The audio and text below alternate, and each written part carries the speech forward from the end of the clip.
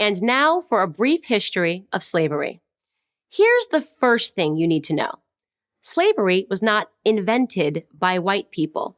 It did not start in 1619 when the first slaves came to Jamestown. It existed before then. It did not start in 1492 when Columbus discovered the New World. In fact, when the intrepid explorer landed in the Bahamas, the native Taino tribe hoped that he would help them defeat their aggressive neighbors, the Caribs. The Caribs enslaved the Taino and, on occasion, served them for dinner. Slavery existed in Africa, Asia, and the Middle East. The word slave actually comes from the Slavs of Eastern Europe. Millions of them, all white by the way, were captured and enslaved by Muslims in the 9th century and later by the Ottoman Turks. Slavery existed when the Roman Empire controlled the Mediterranean and most of Europe from the 1st through the 5th centuries. Slavery existed when Alexander the Great conquered Persia in the 4th century BC. It was so common that Aristotle simply considered it natural. The slave-master model was just how the world operated in the great philosopher's day. Slavery existed during the time of the ancient Egyptians 5,000 years ago. As far back as we can go in human history, we find slavery. As renowned historian John Steele Gordon notes from time immemorial, slaves were a major item of commerce. As much as a third of the population of the ancient world was enslaved. Here's the second thing you need to know. White people were the first to formally put an end to slavery. In 1833, Britain was the first country in the history of the world to pass a Slavery Abolition Act. They were quickly followed by France, who in 1848 abolished slavery in her many colonies. Then, of course, came the 13th Amendment in the United States Constitution. After centuries of human slavery, white men led the world in putting an end to the abhorrent practice. That includes the 300,000 Union soldiers, overwhelmingly white, who died during the Civil War. Now, am I saying that this makes white people better than anyone else? Of course not. My purpose here is to simply tell the truth, and the truth is that human history is complicated.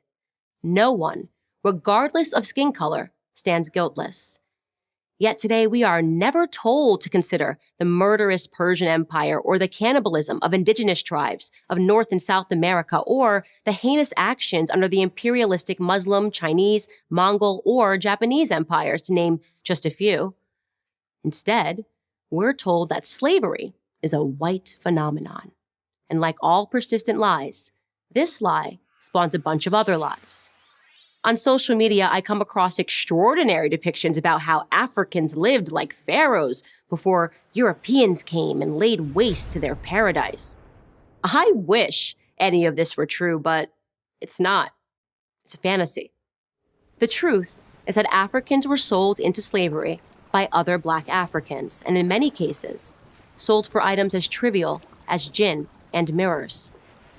Whites didn't go into the interior and round up the natives. They waited on the coast for their Black partners to bring them Black bodies.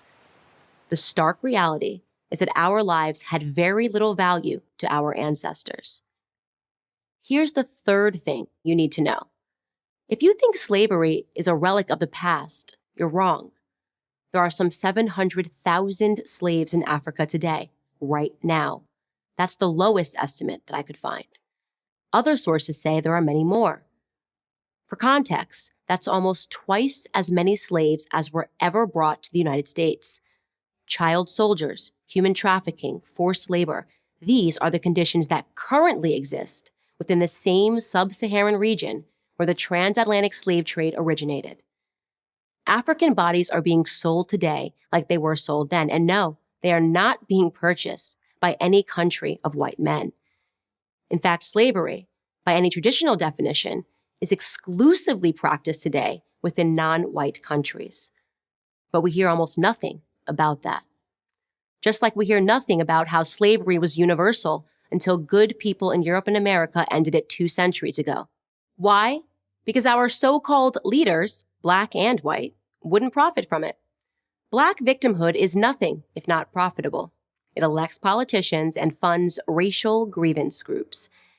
And if Black Americans began to view themselves as partners in the American dream, if we embraced the patriotic spirit that holds all men are created equal, the patriotic spirit that is our real heritage, then the race hustlers would soon be out of business.